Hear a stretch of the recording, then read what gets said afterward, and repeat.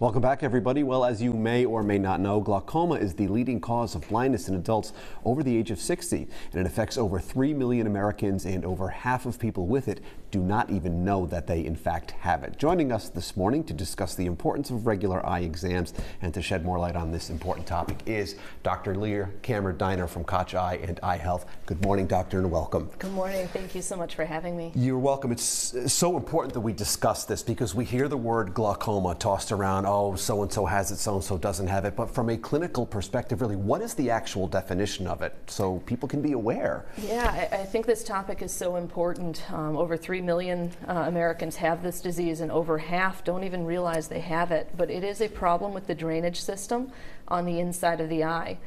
Inside of the eyeball itself, you produce fluid, aqueous, and you drain it from a drainage angle.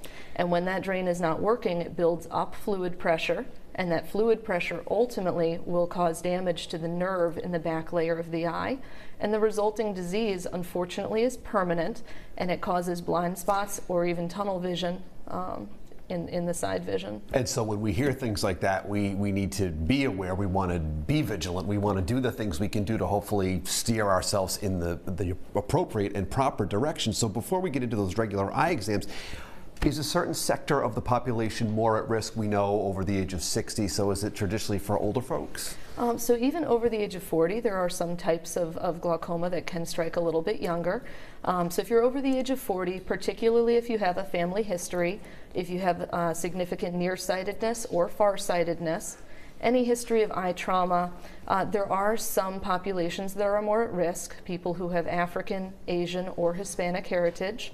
Or if you are just built with thinner nerves, thinner corneas, or have higher eye pressures. Let's talk symptoms. Anything we can be on the lookout for? So unfortunately, this is why it's so important to talk about glaucoma, because most people don't really have symptoms.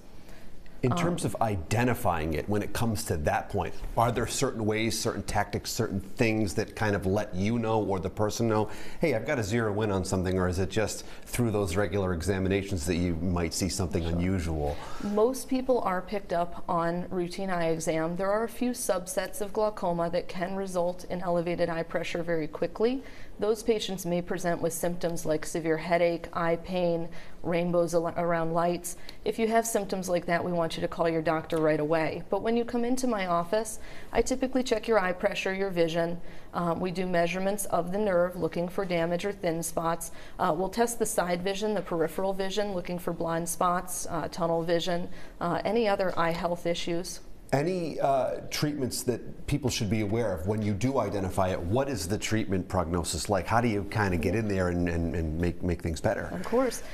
There's three real kind of branches for treatment. The first is medication, usually in the form of eye drops.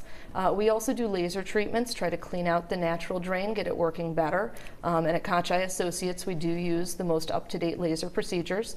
As a glaucoma specialist, I also do the minimally invasive glaucoma surgeries, as well as the more traditional, larger procedures for glaucoma drainage. And you guys are on the cutting edge, always so innovative with the latest and greatest technology to help people, which is wonderful. They know that they are in good hands with Koch Eye. But lastly, how often should we have our eyes checked? What should we be doing regularly? So for those over 40, I generally recommend once every couple of years, once a year after age 50. And of course, if you have any of the risk factors we talked about, we do want you to come in, be screened, because if you are a glaucoma suspect, there may be a little bit more rigid screening schedule for you. It's so crucial. Next time, if you could bring in a giant chart and we'll do the exam right here. What do you say? Hey, let's do it. Will, Audrey, and I will all do it. Well, all kidding aside, this is very important stuff. Leah, thank you for being here. Thank you for having me. All right. If you would like more information or to make your next eye exam appointment, you can do so online. It's very easy. Just head on over to our link at roadshow.com.